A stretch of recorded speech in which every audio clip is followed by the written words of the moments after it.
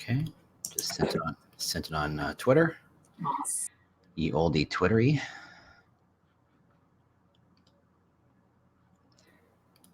Hello, everybody. Thank you all so much for tuning into my LinkedIn live show. We are broadcasting live on air on all of the social media platforms right now, primarily on LinkedIn Live, but we are multi-streaming it to Facebook, Twitter, Periscope, and YouTube and all other social media platforms. So wherever you are joining us from, let us know in the comments. Let us know which social media platform that you are using, so that we will know that you guys can watch us and we can get your comments. Who's still in Periscope? Who? I don't know if anybody out there, right? Speak up. We should do a quick survey of like who actually, because I think everybody's forgotten about Periscope. Exactly. Maybe it's where all the cool kids are hanging out. And we just don't know, and no one told us. Yeah, they told you, but not me. People are watching. Well, in fact, on the last show, I thought nobody's going to watch on Periscope, but about 245, which is still bare minimum. But I thought nobody will watch on Periscope, which is good. That's like when you go to your web traffic and you're like, there's that one person with IE6. You're like, I know, right? Upgrade, man, upgrade. What's going on? Yeah. I know. So, hey, without further ado, let me introduce the guest for the hour. But before I introduce him, I want to talk to you very particular about, how I met with him and what was my take before I met with him, right? So I met with him on social media, just like most of us are, like on Twitter. So I stalked him for a while. I'm not real. This is all animated. And on LinkedIn, and I guess on I met with him on most of the Twitter chats out there. So on the web, I know this person, really cool. He talks really fast. He talks very thoughtful. He has a great podcast, great speaking session. But when I met with him in person, oh my God, I've never met such a down-to-earth person. This is real. What busy schedule he has, wherever he is, wherever in the mix of people he is, he will step away and give the attention that you are looking forward to getting from. So thank you so much. So thank you so much, James, for being such a wonderful person as you are. Oh, no, end of interview. We're done. I can't handle it. So so full disclosure, in my head, I cannot absorb compliments in any way, shape, or form. I have a metaphor. What? I have a metaphor? Yes, I have a metaphor. It's when anybody gives me compliments, as if they've handed me a live squid, and I'm just like, I don't know what I'm supposed to do with this. It's just like, okay, it's just there. So I can't absorb that. Thank you. I don't know what that is. I have nothing. I should throw a smoke bomb and just disappear at this point. I don't know where to go with this. Well, that's all downhill. The nature. You're being just you. So that's the nature of you, right? I mean, he cannot take compliments. Your poor viewers. So James Ellis, everybody, he's the director of employer brand at Universum. Yay. So James, thank you so much for being with me today morning to kick off the second episode of my LinkedIn Live show. So we're going to have a great conversation on employer branding. And before we get into it, I want to talk a little bit about you and your background. How did you get into employer branding right now? So if anybody from my network who doesn't know of who you are, please do me a favor. Well, you started the interview by saying I'm a complete loudmouth on social media. So anybody who doesn't know who I am is actively trying to avoid me, which I buy. I think it's a valid strategy. And like everybody else in employer brand, I went to school for it. I have a degree in employer brand. None of this is true. None of it. We've all made it up every single day. We tripped into it. We all have these weird stories of like, well, I was in social media and I said, I want that job. And I just convinced somebody to do that job. And they said, here, do that job. And I screwed it up a bunch and I got better at it. And then I'm here. I had a similar story. I was a marketer. I'm a marketer like at birth almost. I have marketer DNA. I've done every kind of marketing. I've done pharmaceutical marketing. I've done event marketing. I've done B2B, B2C, software marketing, .com, .bomb, very much a .bomb. I've done it all. And then I kind of landed in recruitment marketing because someone poached me from a very big agency we won't talk about at the moment. And I realized this is a really funny spot because you take all the stuff and all the other marketing is the same. You just kind of say, oh, here are the 10 rules, you apply it. Boom, boom, boom, you do it. Doesn't matter if it's drugs and pharmaceuticals or it's software or it's, I don't know, whatever it is. You just kind of just apply the rules as you see fit. Recruitment marketing, you do that and you fail. And the reason is that there's this weird difference in recruitment marketing and employer brand. That is, if I'm selling you a donut, if I'm selling you an ice cream cone, if I'm selling you a taco, if I'm selling you anything and you have $1, that's the conversation. You're hungry, you have $1. Boom, boom, boom. It's a transaction. It's done. At no point do I ask you, hey, when's the last time you had a donut? Can you offer me 3 references of people who've seen you eat donuts? Hey, there's a gap of 3 months. The last time you ate a donut. Can you explain this gap in your? That doesn't happen. Right? Recruitment marketing, employer brand is a function of quantity or quality rather than quantity. And that really doesn't happen anyplace else. And so it's magical. It's weird. It's strange. It's so much unexplored territory of how do you apply good, sound marketing thinking to a place where the ground shifted, but no one talks about it. So that to me is why I kind of do what I do. I love exploring this idea. I love, diving into what does it mean to take all this amazing technology and thought processes and strategies and all this marketing thinking and applying it in a very new way. You have to really rethink it all the way through. And frankly, thinking and talking is all I like to do. So it's perfect for me. This is actually, thank you so much for sharing that. This is actually a great segue to the topic of the hour, right? I mean, where you talked about, you're coming from a marketing background for sure. So audience, anybody who's listening, watching, and who is into employer branding, lives in the talent acquisition or HR department, hear it from a marketing person in terms of, how to get it right at the very beginning. Yeah.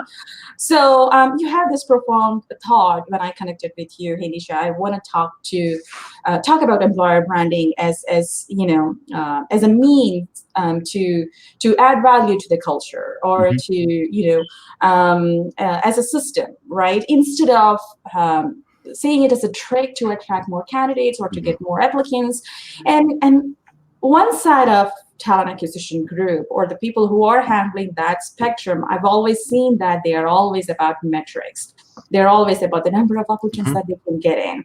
They are always about the, how many likes, shares, comments, the quantitative aspect, but missing the quality piece, if you will. Yeah. So tell our audience in terms of, if somebody is sitting there in the talent acquisition function or HR function and somebody who's starting this from scratch, they might be putting some content out there on social media. They might be investing some money to hire some vendor to create some fancy videos, or they might be looking for metrics who they don't even know what matters the most for them. So guide them, tell them in terms of where should they start in order to have an overall view of how to bringing that employer branding journey right from scratch. I thought you were going to ask me a big question. That's easy. The answer is 7, obviously. The answer is 42. The answer is dolphin. That's the problem, is that anybody who tells you that employer brand is something that you could be sold or a tool you can apply or a solution you can use is lying to you. And trust me, there are many people who will tell you employer brand is X. It's Glassdoor scores, it's sentiment, it's your net promoter score, it is the number of applicants, it's how much traffic your website gets, it's how many followers you have on this social media or that social media. And all of that is true and in the aggregate, but individually it's not. If you have the concept of marketing is that attraction is only the very beginning of things. So if I stand outside in a chicken outfit with a sign that says, look at me, I'm going to get a lot of attraction and none of it's going to be useful to me. If you put an ad out that says free pizza and beer, click here and you're going to get a lot of people clicking that, but then they're going to get mad at you when there's no free pizza and beer at the end of it. Buying attraction has never been a trick. The question is, how do you think of this thing as a system? And I'm a huge lover of systems thinking. How do you manage the idea? How do you see all the big pieces? How do you see how the pieces interact and impact each other? So if you do what you're supposed to do, and you focus on your job alone, and your job as a sourcer, your job as a recruiter, your job as a hiring manager, your job as a recruitment leader, your job as the C-suite person, whatever it is, and you do and look at only your job and you do it perfectly. You do it amazingly. You're thinking they're going to let me write a book. They're going to put my name on the front of the office. This is going to be fantastic. If you do that job amazingly, you're actually messing it up for everybody else. If you're a sourcer and you're told, go find me a bunch of data scientists, and you find all the data scientists, you've actually made everybody's job harder. You did your job right.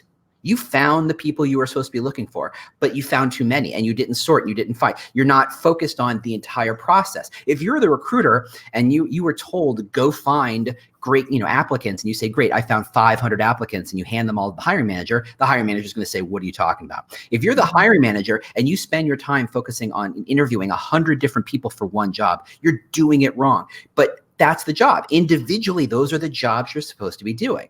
Now, if you take 2 or 3 steps back and you say, oh, it's a big system, that this concept of hiring is a big system, and it is impacted by consumer products, what's in the news, how the recruiters act, how the sourcers act, how the hiring manager act, what's the interview like, what's the office like, what's the location of the office, what's the industry you're in, do you do good customer service, or did I have a touch point and interact with the brand before? In what capacity was that? All those things are a system that drive my perception of what it's like to work there. And that moment allows me to say, I understand what's going on, and I understand what it's like to work here, which is the underlying principle of employer brand.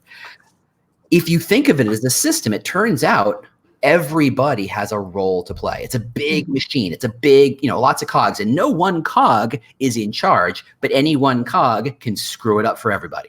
So if any one piece breaks, the whole machine stands still. So if you think of hiring as a big system, you start to go, okay, I need to soften my sourcers. I need to feed my sourcers better talking points, or I need to support them as they move people from sourcing to recruiting. Okay, what are the things recruiters should be feeding them that sets them up for a good interview, that lets them filter out what's a valid candidate, what's a not great candidate? What are the hiring managers doing that's, we all have hiring managers for whom you have an amazing offer acceptance rate and an atrocious offer acceptance rate. What's the difference? If you see them as hiring managers, they're the same, but truly one is looking at their, is really engaging with people and giving people reasons why they work there and talking about what people are going to get out of working there. And the other person is looking on their phone during the whole interview. Well, those things have to line up. And then the leadership has to make strategic decisions, and they have to decide who are the people we're trying to approach, and what do the salaries look like, and what do the benefits look like, what do the policies look like. And every little piece of all these things and frankly, I'm just touching the surface here. All those pieces matter. So if you were handed the keys to the employer brand, you are in a weird role. You have effectively all this responsibility, right? Yes.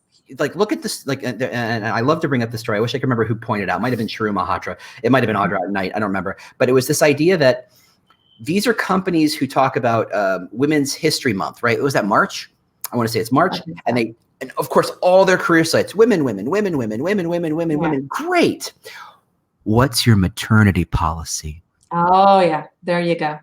So talk a great game all you want. Work-life balance. Yeah, talk a great game all you want, but the policies dictate so much. But policies are written by HR, and we don't actually control them, which we don't.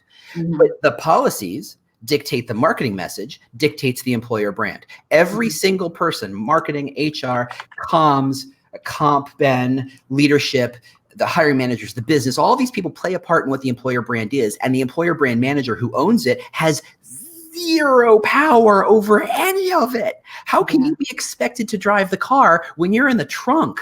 I mean, that's really what you're expected to do. When stuff goes wrong, they point at you. You did it wrong. It's like, what'd I do? That's not my policy. That was comp and Ben. That was leadership. That was strategy. And yet you are expected to fix it. So an employer brand is really all about seeing the big system, because when you see it as a system, you realize you don't have any power, and that's fine. It's okay to not have power. You're supposed to have influence. You're supposed to nudge pieces into place and nudge alignment and suggest, hey, of the 1,000 touch points a candidate's getting, there's a problem here. I'm going to go talk to them and try to help them understand. And you slap the big smile on, right? Help them understand how they're screwing up life for everybody and how they need to stop and why that matters. And you have a good conversation and you should bring some donuts or whiskey. You know, your mileage will vary.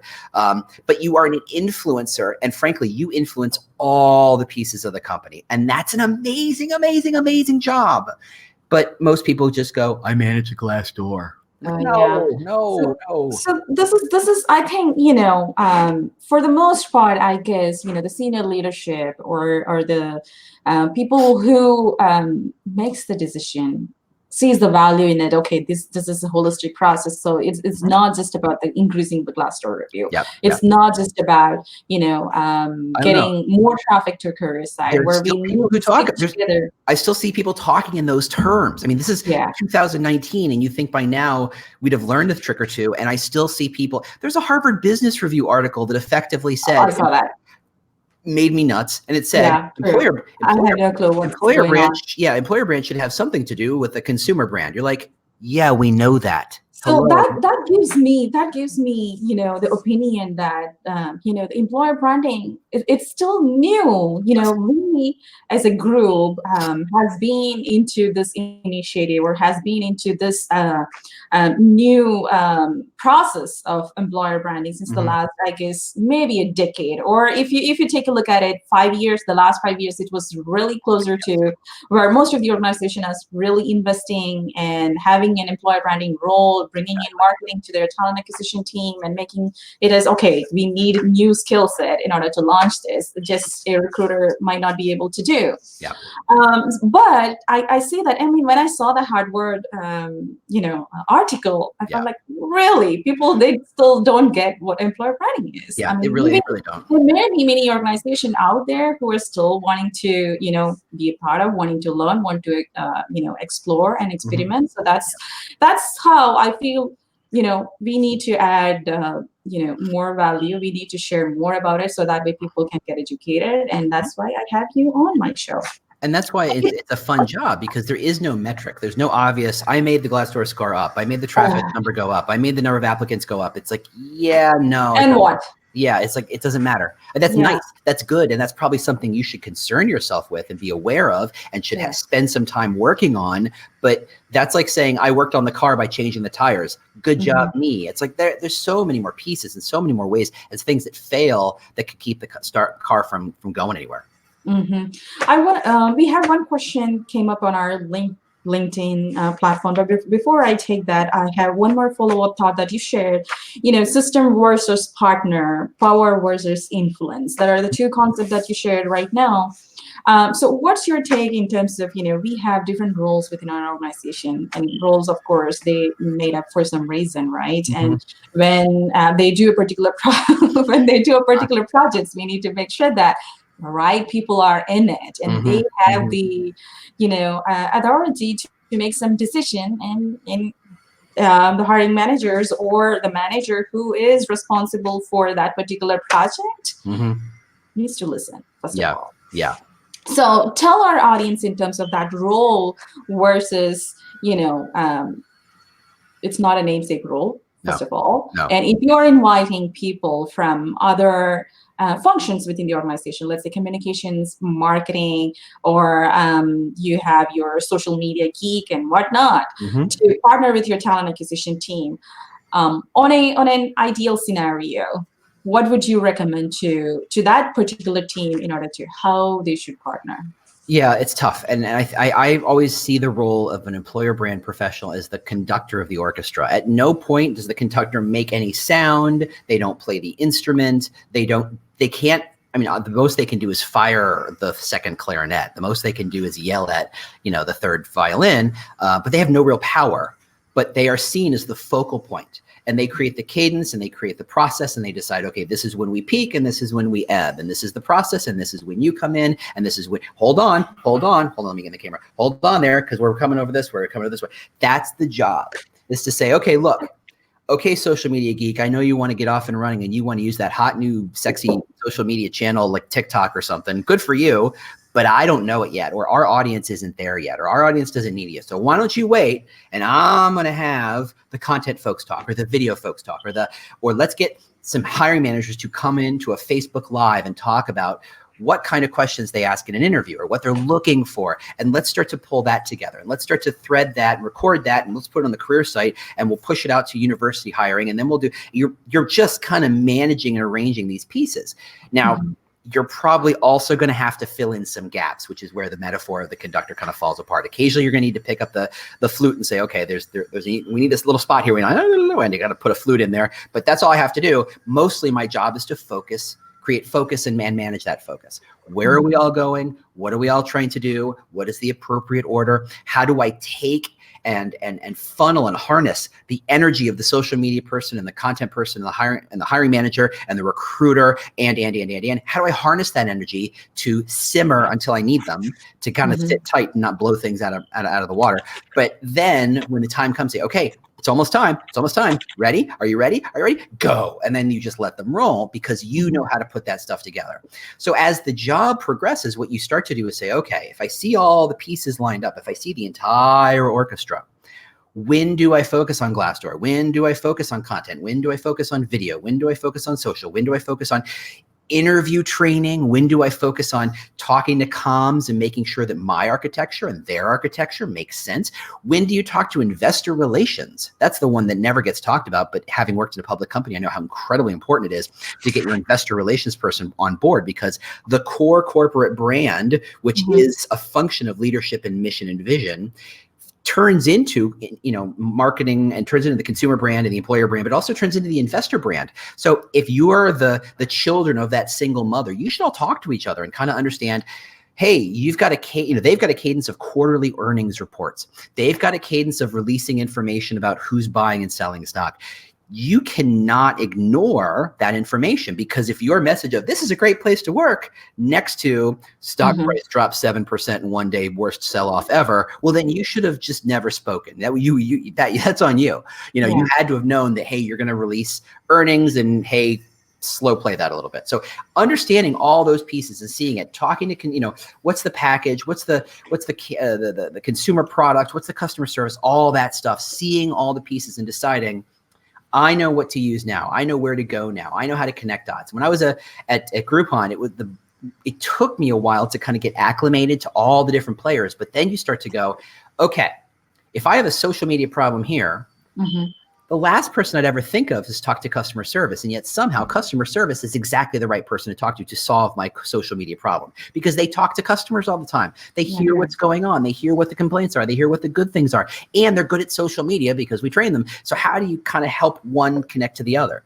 Now, doing that requires, and this is my favorite part, zero budget. Absolutely. And I am a stingy guy. I am the MacGyver McScrooge of employer brands. I do not like to spend money if I don't absolutely have to. So looking into places where you have resources that you can tap into, that's half the job, because no one, and I mean, I've talked to Amazon and I've talked to massive companies, and they all think that they're rubbing pennies together. Nobody thinks they have enough money. Nobody thinks they have enough money. I'm sure Google is going, I don't know how we're going to spend this $4.5 billion. How are we going to use this? There's so, I mean, gosh, I guess our pockets are empty. I guess only we have another problem to figure out, which is having a lot of money, right? Yeah, exactly. But at the same time, I think that the trick with a recruiting an employer brand is we assume someone else has all the resources they need. And the answer is no, they don't. They do not. No one feels rich. No one feels like they have everything they need. Everyone is rubbing the pennies together, hoping to make 3 pennies from 2. Everybody's trying to find a way to make something happen. The scale might be different, but nobody thinks they have enough. And if we can all individually absorb this idea that there is no such thing as that one nirvana where everybody has all the resources they need, then go ahead and start working on what you have. Go ahead and start working on what you have resources to use now. So I guess, from your point where you talked about that architecture and the resources, right? I mean, first of all, they need to, open their eyes and see what are the talent that they have within the team, and trying to utilize that instead of trying to spend more money and bring in something new. Maybe, you will see people cross-functionally who can partner, who will be more inclined into what you are trying to do. So look for that too. I want to touch base on that architecture piece where we talked about. So let's think of, the EVP, quote unquote, the employee value proposition or employer value proposition, whatever you name it in your organization. So let's take it, expand it. It's the employer brand, it's the value promise, it's the brand promise, it's the brand positioning, it's the EVP. As a concept, it's this thing, but we've applied so many different labels to it. It's like, what are we talking about here? Yeah, totally. Yeah. So from that architecture piece, let's say, for example, for those organizations who have been doing employer branding work, but they haven't actually created a quote unquote or officially created an EVP. Yeah. What would you recommend to those organizations? Where should they start? Or should they stop doing what they do? Should they be creating EVP? Or should they be doing whatever they are doing on social and on digital, but trying to catch up with what they are trying to, promote as per their EVP? Yeah, so there's two real answers in the schools of thought here. And the first one is, it's based on this idea that you can't read the label of the jar from inside the jar. And most of us are inside the jar. If you're working for company X, it's very hard to step out of the company and say, what's it look like as a candidate, as a complete and total stranger? I've been here for 4 years. I know all the ins and outs, and I know why things work, and I know why things happen. I know how I got all of it. I can fill in the gaps. I've created a positive impression. But from the outside, what does that look like? And that's really hard to do. And that's a place where an agency, a company, or hiring somebody, whether it's a consultant or just bringing in a brand new set of eyes, has a lot of power. So when I work, one of the funny things is I job hop a lot generally as a consultant or in-house agency, whatever. I like to keep things new. And some companies go, well, you don't know us. And I say, yeah, that's right. That's actually a bonus. You want someone who doesn't know you because that's how candidates see you. That's how candidates are perceiving you. So you need to bring in someone who's relatively new to dive in and go, what am I seeing first, right? Mm-hmm. When there's a web trick or design trick that you say, okay, if you close your eyes and you pull up your homepage and you open them, you count to 5 or count to 3 and you close them, what do you remember seeing? That is your brand. That is what you see.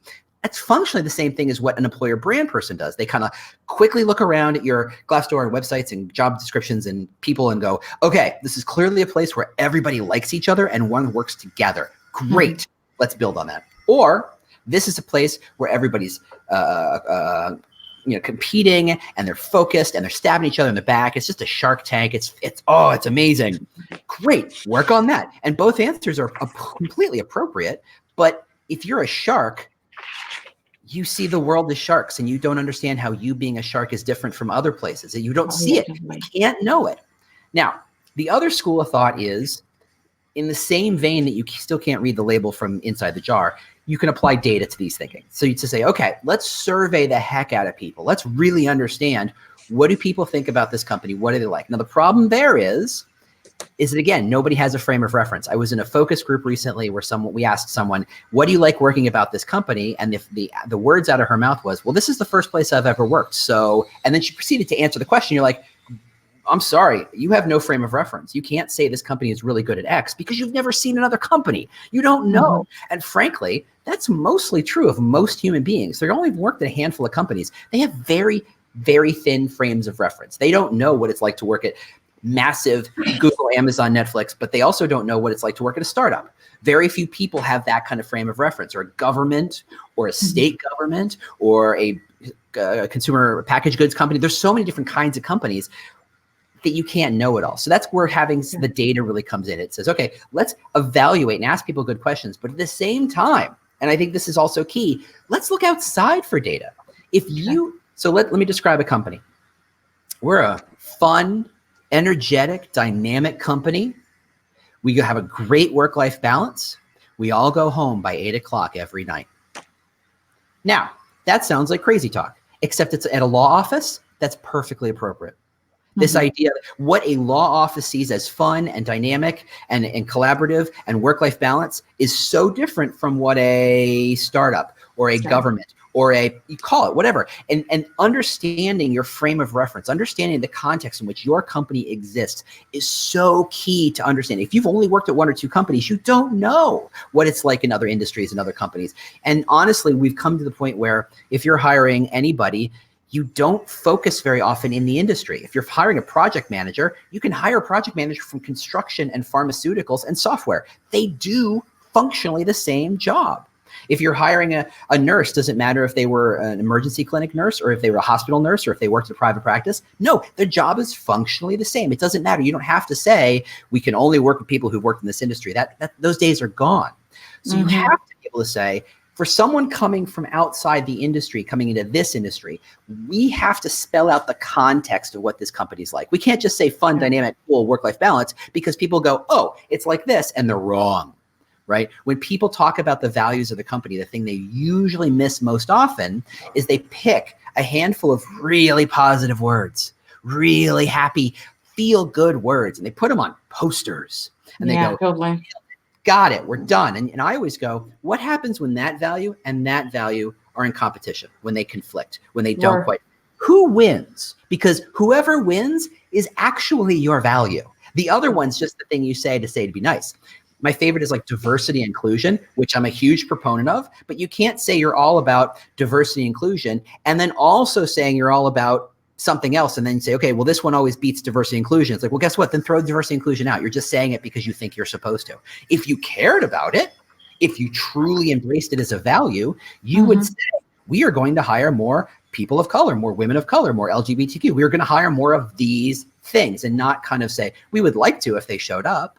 That's not a value. Yeah. That's more deliberate effort right there. In order to, that's where we need metrics, right? Okay, look at the talent pool that you have, the employees that you have within the organization, and then create an agenda in terms of, okay, how do we increase it? Where do we go? What are the markets where we should go and be there in the market and try to recruit the people? Or what are the avenues that we need to look at online to advertise? And then eventually, move that needle to increase the metrics that you're talking about, where we need more male or more female or more, whatever category that you have. Yeah. So, but to me, that's why when they talk about values, and values are so important to what your employer brand is, because they're the reason people show up. If you say you're a mission-driven organization, I worked for a nonprofit, and it was like, the place was full of zealots and people who were like, I'm happy to take the pay cut to support this university I work at. And I hear that every single day. Who are these? What? That doesn't sound like me. And I was a weird fit, granted. And I didn't go to that school, so I didn't have that same love. So it's a separate thing.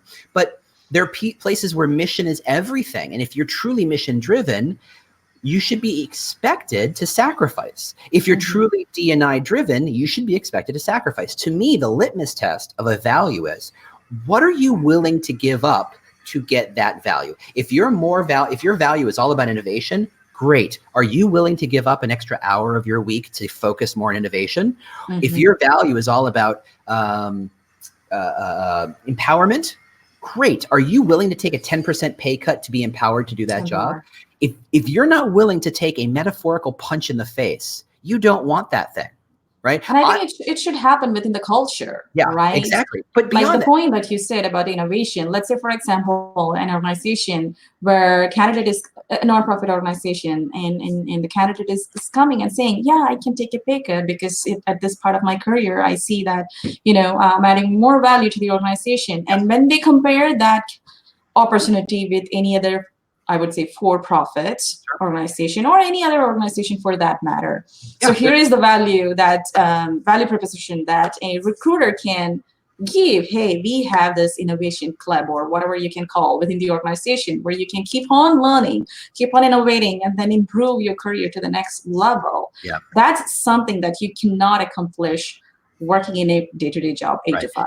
And nonprofits are a great way of kind of proving and distilling the point, because if you can't rely on money as the cheese, as the bait, as the lubricant of the machine, right? And so many companies just assume if only we could raise our salaries 5%, we'd have no problems recruiting. Lies. Go to a nonprofit where you see the insanely smart, insanely capable people who have made choices to take a pay cut for that. And that to me is the thing. If you're not willing, like, look, My value is to be thin. Am I willing to not eat that chocolate cake to be thin? No. Guess what? Not a value. It's just a nice idea. I just think being thin would be cool, but I'm not willing to do the work to make it happen.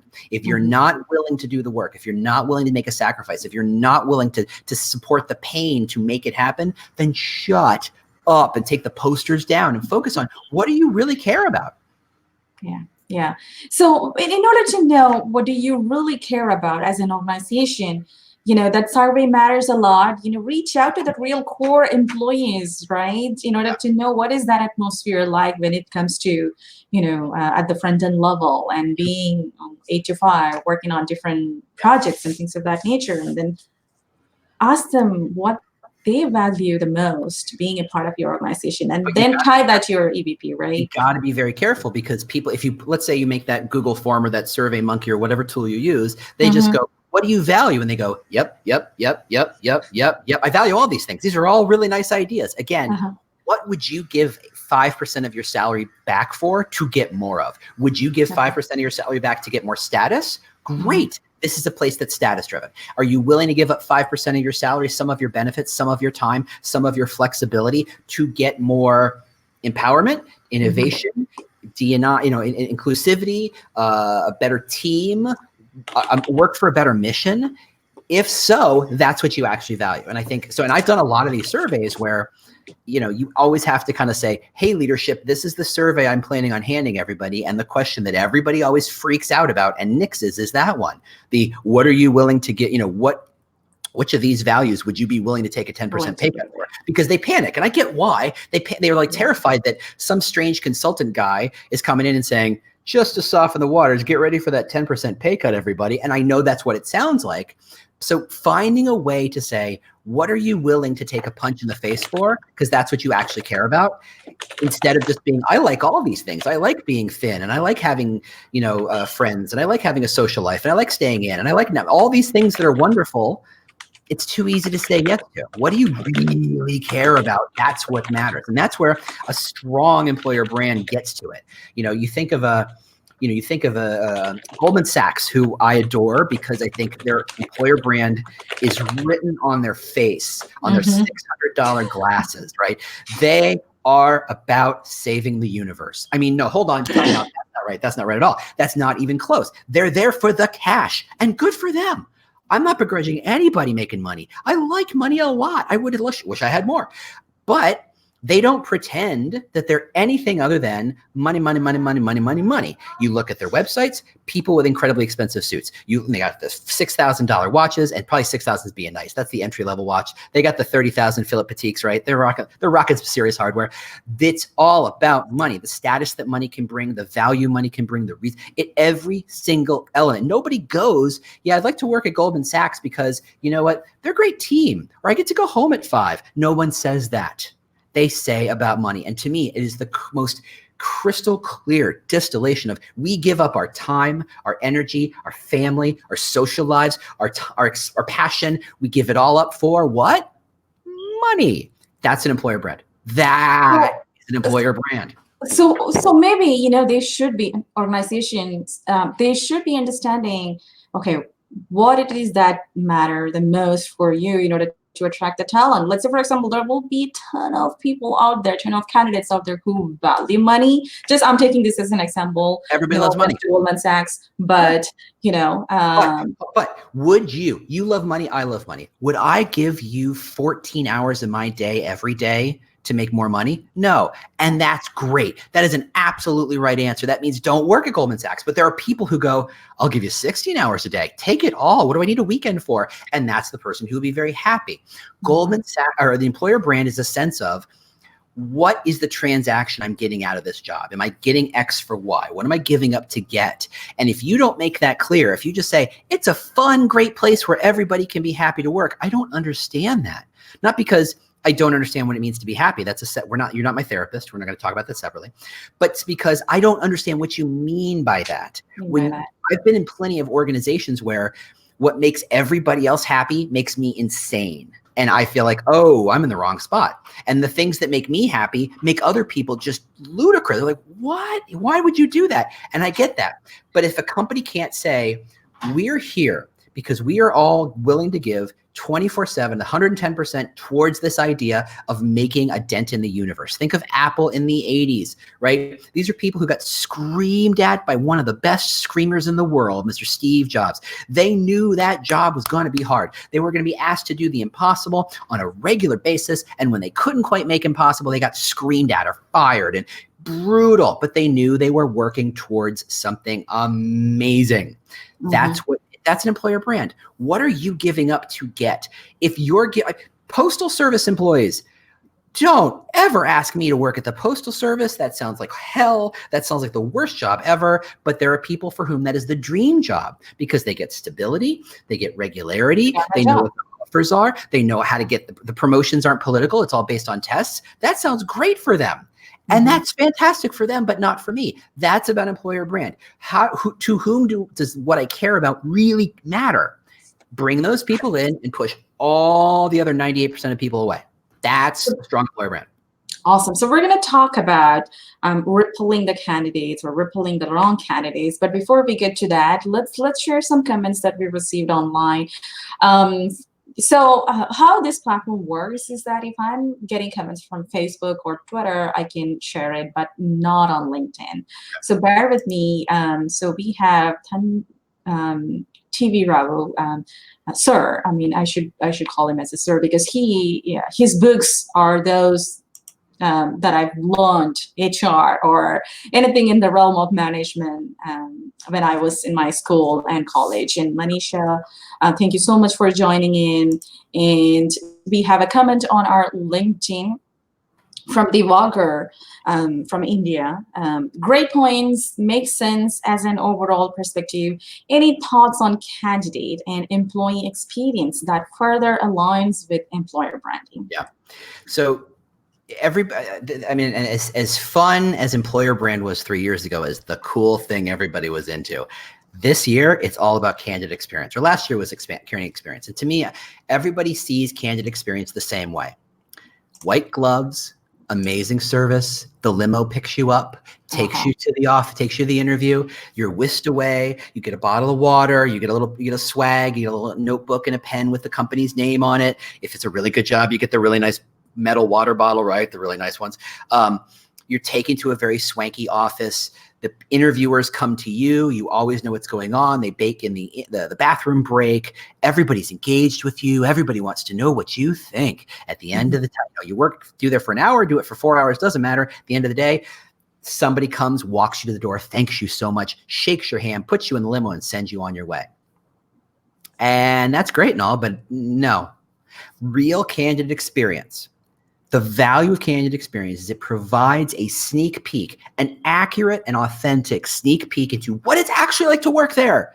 If you get a limo treatment, I would expect I get a limo every day. That's simple. You want to tell me that the office is great for interviewing? I expect every single office to be just as swank. I expect swag every single day. You've set the expectations that this is what this company is all about.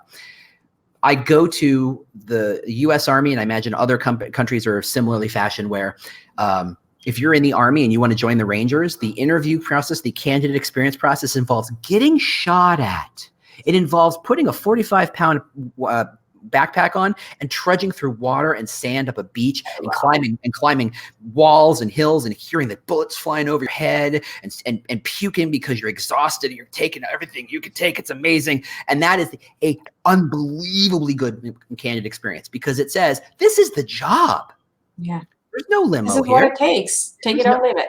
Like, yeah, this is a white glove. And the Army will tell you, they have more candidates than they know what to do with. People who want to say, I want to go there because I want to test myself, because that's what the Army is all about. No one goes to the Army to make a lot of money. They go for God and country and flag and all that good stuff, but then they really go to test themselves. How strong am I really? And that's great. And that's why I think you want to talk candidate experience. Open the doors. Show them what it's really like. What is this company? Is it really, you want to project this image that you have it all figured out. You know what's going on. You're slick. You got all the pieces put into place. And I take that job and I walk in and everybody's like, I don't know. I'm making it up every day. I'm confused. The real problem with the recruiting and hiring experience is broken expectations.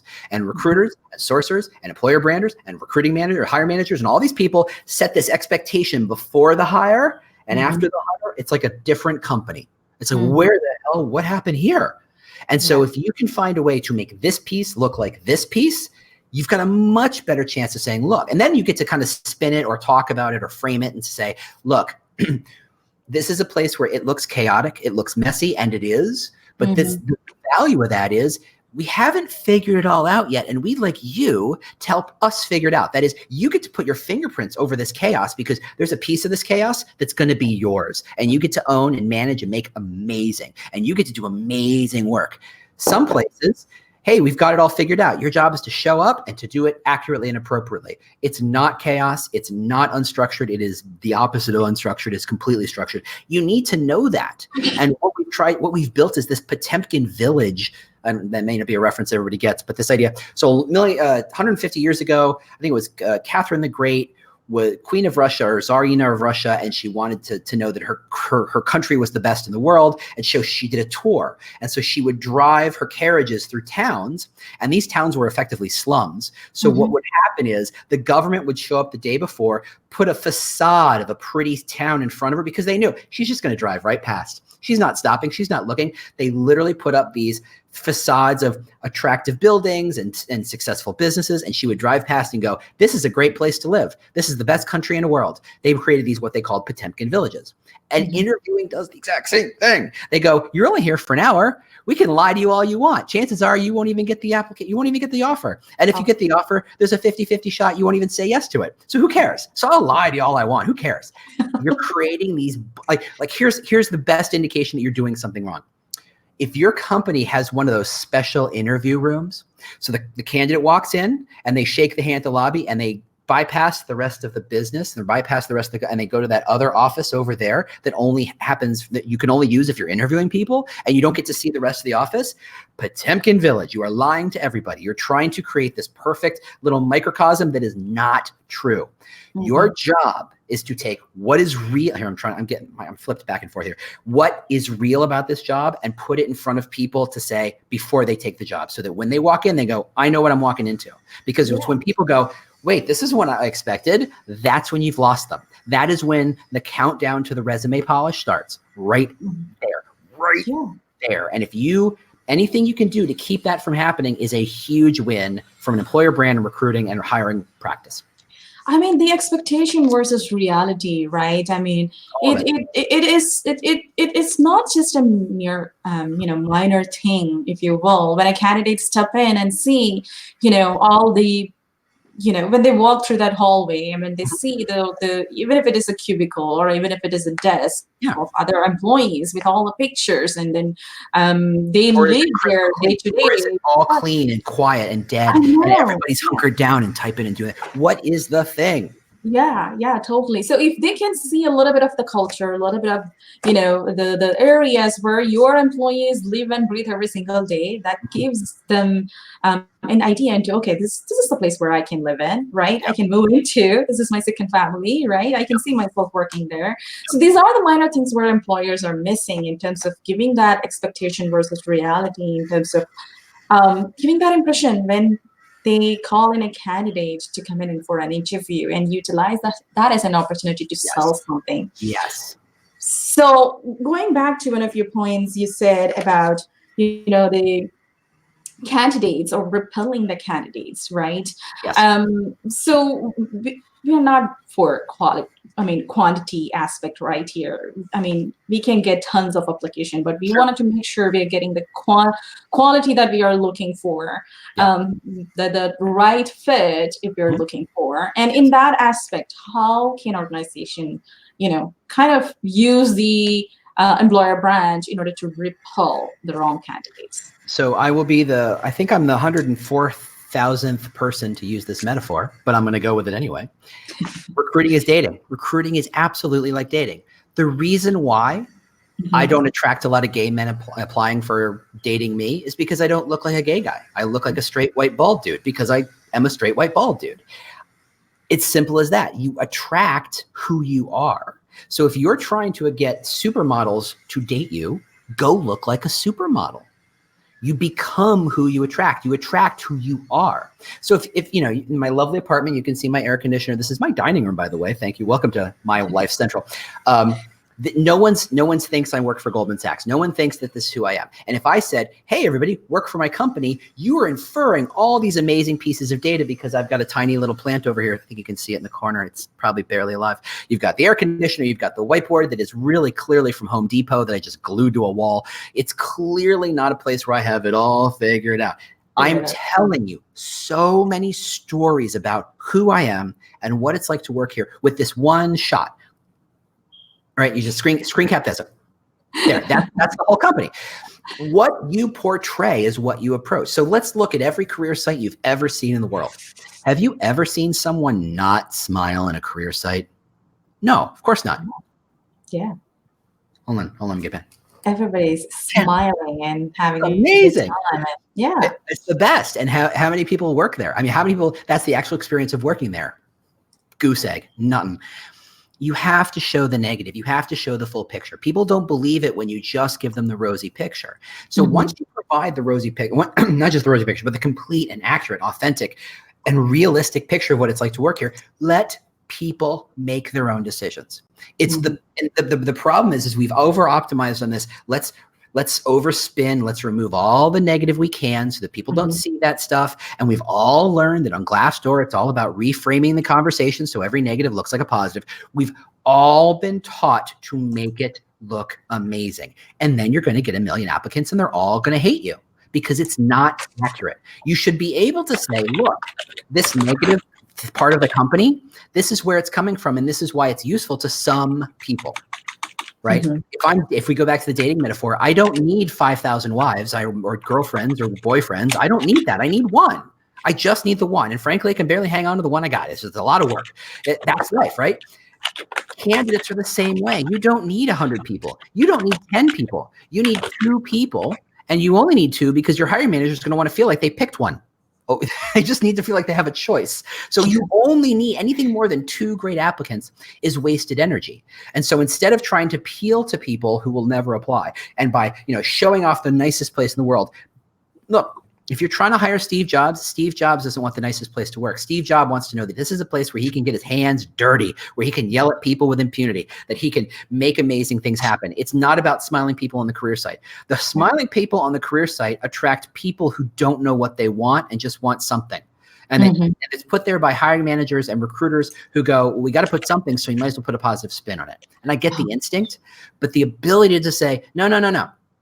The best recruiting tool Amazon ever had was that picture of Jeff Bezos sitting at a door on 2 sawhorses 20 years ago or 25 years ago, however long it goes. That's the beginning of Amazon. So everything you think you know about Amazon, the money and the Prime and the this and the that and the TV shows and the Tumbleleaf and the whole stuff started with a door on 2 sawhorses. And to me, that says, this is where I came from. This is what we're all about. No matter how big we get, this is who we are.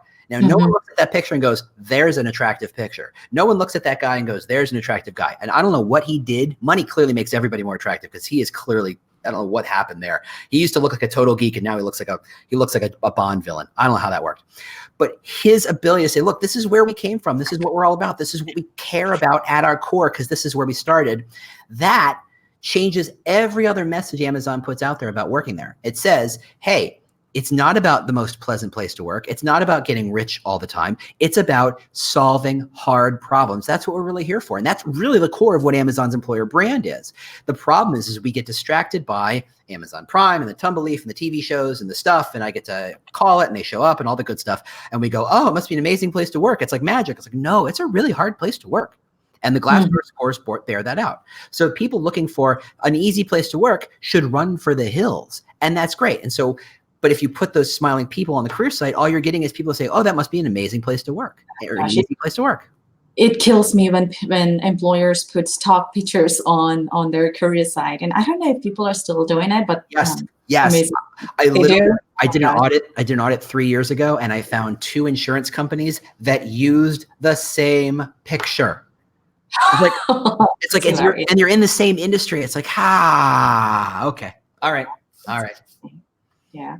So one thing that I want to definitely talk to you about, the metaphor that you talked about, and it kind of, it kind of reminds me to talk about, the film industry.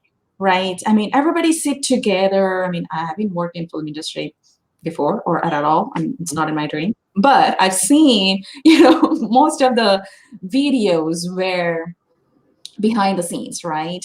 So everybody is sitting together, reading the script and making sure Mhm. everybody understand the core of that story and then working towards it. Yeah. And I think that is something that we are missing in our function, be it talent acquisition, HR, or employer branding, Yeah. right? Recruiters, they sit in a cubicle, they make calls, send emails, and then they do their 8 to 5 jobs. But at the same time, HR, they do policies, marketing, they do their trick. But are they sitting together and then understanding the real agenda of what they are trying to do? And if Almost not. so, Almost. as a recruiter, how should I talk about employer branding? Or how should I talk about, employer value proposition? Am I prepped enough, or do I have the necessary information in order to talk about it Yeah. right at the first? So what's your take in terms of how do we bring everybody together Yeah. in order to put a great story out? The concept of employer brand is just that. It's a concept. It's a mental structure of thought and ideas and values that we apply and we use to make sure everybody's on the same page. But people ask me, like, what's your favorite employer brand, or what's your best example of employer branding? And to me, employer branding should be invisible. Like, people say they hate marketing, and I said, no, you actually hate bad marketing. You love good marketing. You just don't see it as marketing. You see it as entertainment. You see it as value. You see it as information. You see it as inspiration, whatever you call it. You don't see it as marketing. Employer brand's the same way. The second you point to it and say, that's employer brand, you're doing something wrong. It should feel authentic, right? Employer brand is a kind of business therapy. It's about distilling and pulling out why people like to work there. Now, if you have to tell recruiters who work there why people like to work there, you got a problem. Yeah. They work there. They're there. They say, heck, they hired half of those people. They know who they are. An employer brand should never tell recruiters, okay, here's the new story. That's a failure. That's a breakdown. Because if you're trying to whitewash or plant a new facade, if you're doing another Potemkin village of this is what we're all about this month, you're screwed. You're toast. Go home, find another job. You're done. It's got to be about here's what's real and how we reveal it, and then how it shifts over time. I like to think of it as a bonsai tree, right? The tree exists. You don't make a tree, right? But what you do is you trim some stuff and you chop some stuff and you let this part grow and you say, let's cultivate that aspect and let's trim it down. That's what employer brand is.